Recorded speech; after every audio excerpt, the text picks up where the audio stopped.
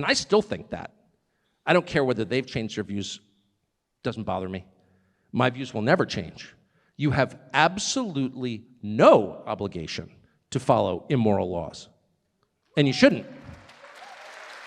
And so then the question is, well, why do people follow immoral laws? Like after 30 years of telling you it's your body, your choice, one day you wake up and they're like, give me your arm and I'll inject you with something.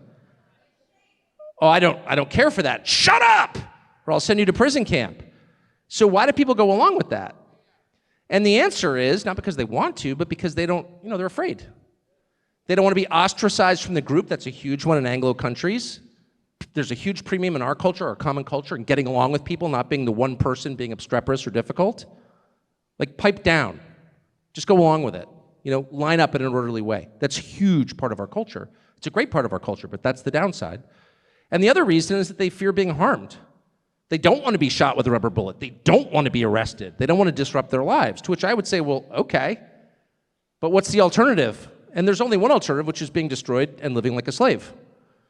So the truth is, nothing changes until people are willing to face those consequences. That's just the truth. Like, what did you think this was? You really have to decide that you're not going to harm anybody, but that you are willing to be harmed. That's just the truth. You have to decide that. And if you don't decide that, I think it's very clear to me as a visitor where it's going because I've seen it.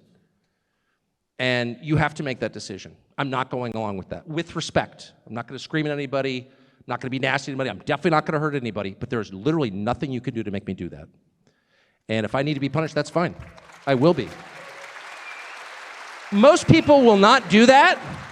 Most people just, want to go to Bondi or whatever. They want to live their lives. I get it. I'm not attacking them. But it doesn't take everybody to change the society. If a small percentage of people firmly decide that they will not violate what is sacred to them, they will not worship false gods, they will not betray their own conscience and allow their families and their country to be destroyed. And under no circumstances will they participate in an immoral system. If a small group of people, 10% of your population does that, I don't know, Gandhi kicked the British out of India after 300 years. It wasn't that hard. Wearing a loincloth. Actually, that actually happened. And it's happened time and again. So my strong advice to you, and I'll stop with this, remember what the consequences are, what's at stake. It's totally real. It's not your imagination. It's not your if they're telling you it's not your country, they're going to take it away from you, period. 2, you can't let that happen because it's too nice, and there are future generations of Australians who have the right to live as you lived. And 3, you don't have to hurt anybody, and you shouldn't hurt anybody. Hurting other people is immoral. That's why your leaders are illegitimate, because they hurt people. And that's wrong. But you have to be willing to be hurt. That's just true. Thank you.